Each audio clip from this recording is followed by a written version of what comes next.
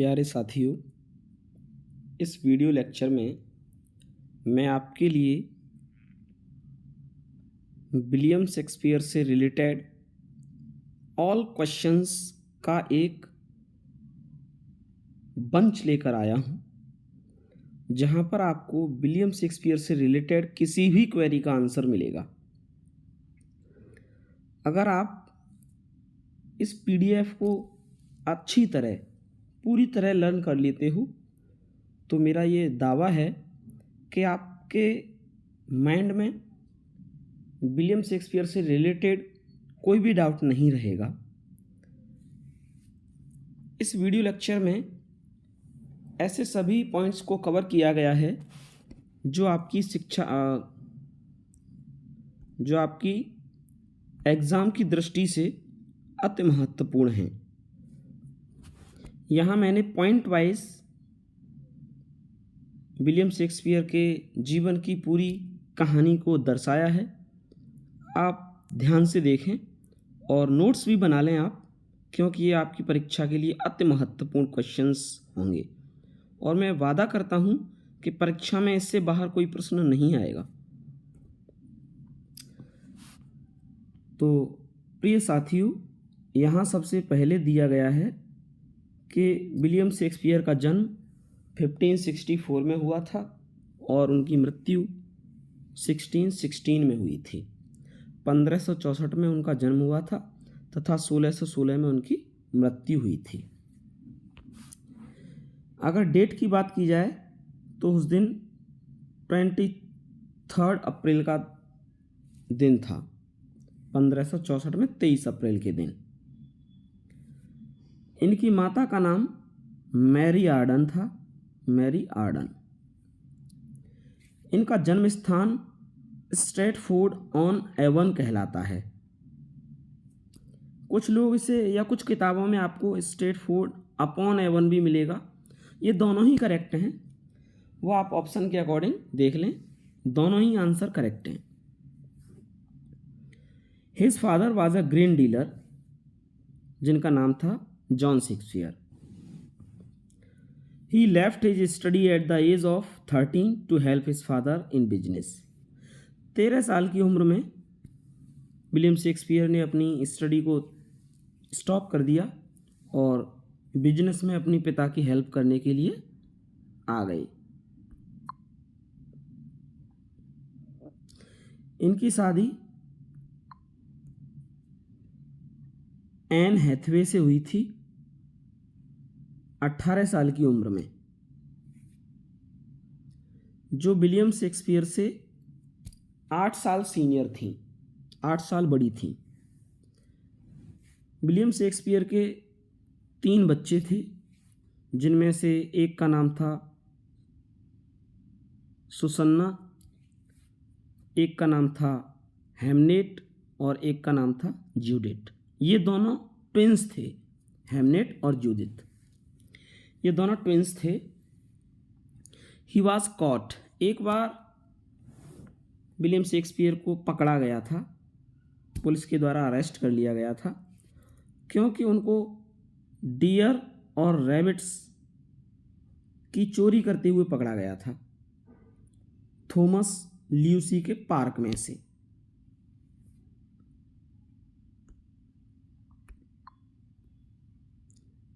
He ran away to London and got a job as a holder of visitors' horses at a theatre. इसके बाद वो London चले आए और वहाँ आकर वो एक थिएटर में जॉब करने लगे, जहाँ पर उनका काम था दर्शकों के घोड़ों को होल्ड करना, यानी उनके घोड़ों को पकड़ना तथा उनकी देखभाल करना। ये एक थिएटर में वर्क करते थे। इन्होंने प्लेज लिखना स्टार्ट कर दिया था सन 1595 में, 1595 में, अर्ल ऑफ लेसेस्टर्स प्लेज के नाम से। बाद में ये ग्लोब थिएटर में पार्टनरशिप करने लगे। He wrote and published for 20 years, approx 20 साल तक इन्होंने प्लेज और पोएम्स लिखी। इनके टोटल प्लेस की संख्या 37 कही जाती है।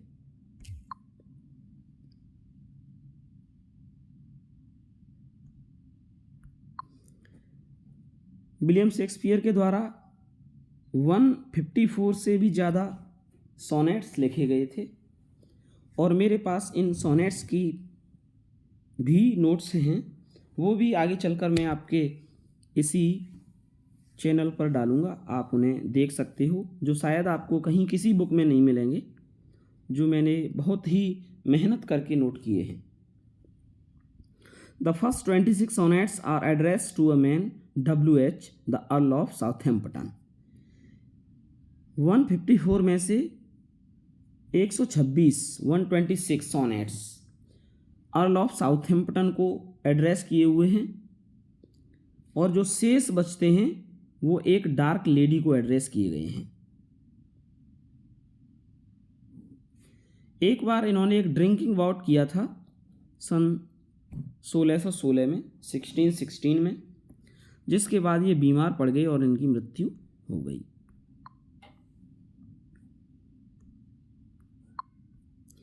According to Ben Jonson, Shakespeare was not of an age but for all time.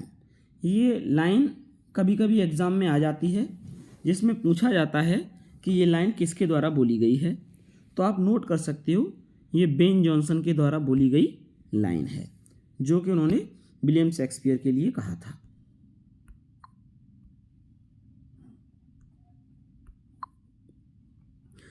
यहाँ पर विलियम शेक्सपियर द्वारा लिखे गए वर्क्स को कवर किया गया है। विलियम शेक्सपियर की एक बहुत ही फेमस लव पोएम है जिसको हम कहते हैं वीनस एंड एडोनिस, जो 1593 में पब्लिश हुई थी।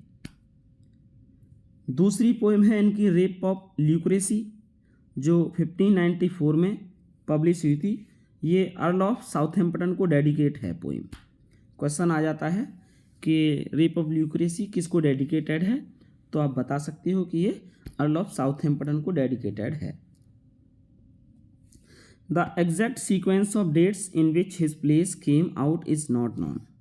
यानी ये पूरी तरह तो नहीं पता है कि विलियम शेक्सपियर के प्लेस को किस तरह डेट वाइज पब्लिश किया गया था, लेकिन फिर भी उसको एक सही ढंग से यहाँ पर प्रस्तुत किया जा रहा है कि कौन सा प्ले किस समय आया था।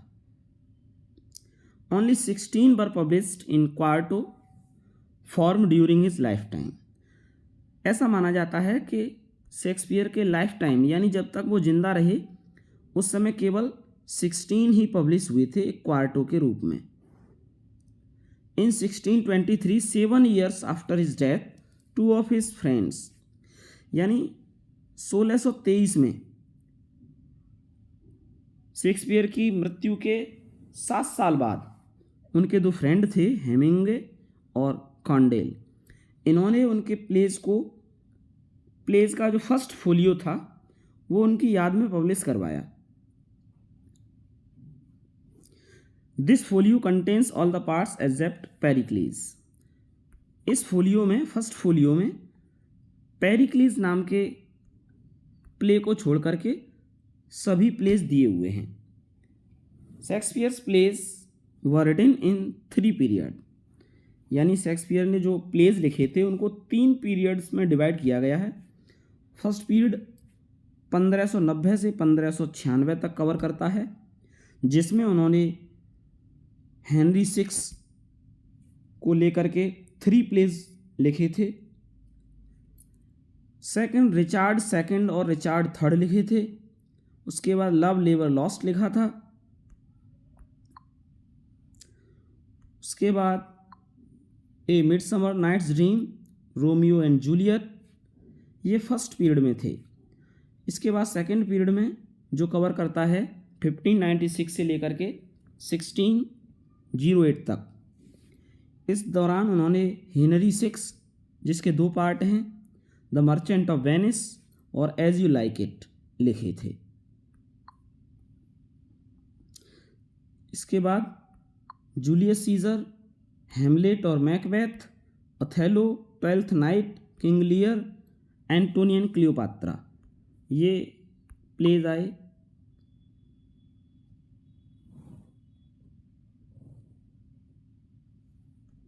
इसके बाद इनकी फेमस लव पोएम्स थी, Venus and Adonis, rape of Lucrece, ये आई।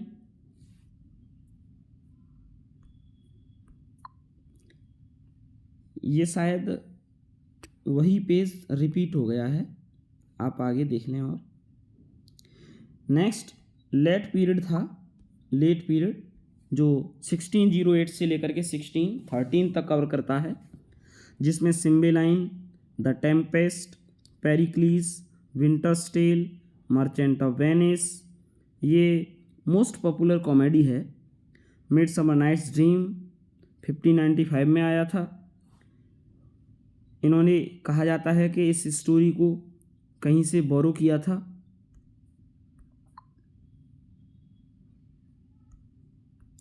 The Merry Wives of Windsor 1600 में आया था।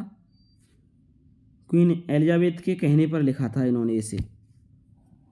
His character Falstaff is one of the Shakespeare's best creations.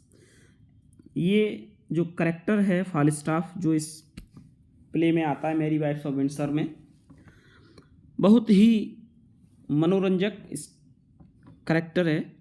और ये करेक्टर क्वीन एलिजाबेथ के कहने पर ही लिखा था उन्होंने।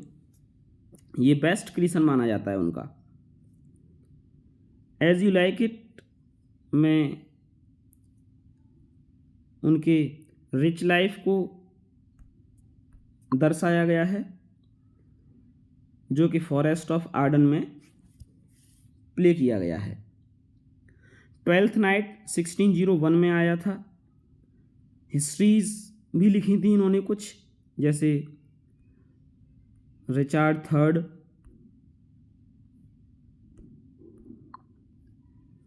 And Richard second.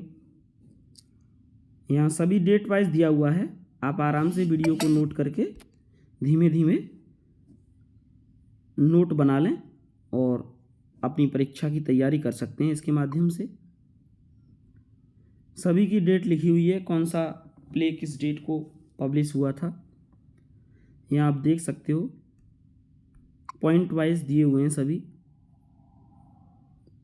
और मेरे पास, अगर आपको ये याद ना हो तो इनको याद करने के लिए मेरे पास एक ट्रिक है, जिससे आप विलियम शेक्सपियर के सभी प्लेस को ट्रिक वाइज और सीरियल से याद कर सकते हो, जिनके ऊपर मैंने एक स्टोरी बनाई है।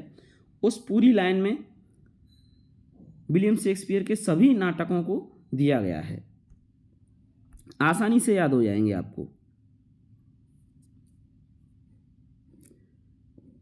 यहाँ धीमे धीमे आप वीडियो को पॉज करके ये सभी मोस्ट इम्पोर्टेंट पॉइंट्स लिख सकते हो।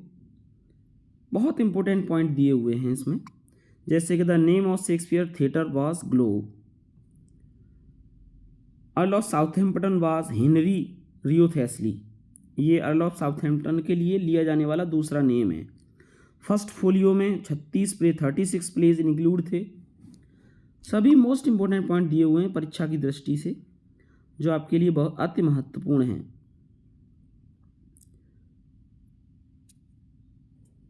यहाँ ये भी बताया गया है कि हेमलेट में घोस्ट था, हेनरी फिफ्थ में कोरस था, मैकबेथ में डंकन। ये बहुत ही इंपॉर्टेंट पॉइंट हैं। यहाँ सभी वर्क्स दिए हुए हैं। धीरे धीरे आप वीडियो को पॉज करके एक एक को नोट कर सकते हो। ये भी बताया गया है कौन सा प्ले कॉमेडी है, कौन सा हिस्ट्री है, कौन सा रोमांटिक प्ले है, किस टाइम को लॉस्ट ईयर कहा जाता है। Venus and Adonis first long published poem है विलियम शेक्सपियर की, जो हेनरी रियोथेस्ली को डेडिकेटेड है। ग्लोब थिएटर वुडन थिएटर था, लकड़ी का बना हुआ था। बहुत ही इम्पोर्टेंट पॉइंट हैं ये, परीक्षा की दृष्टि से अति महत्वपूर्ण हैं। आप इन्हें नोट कर लें और याद करें।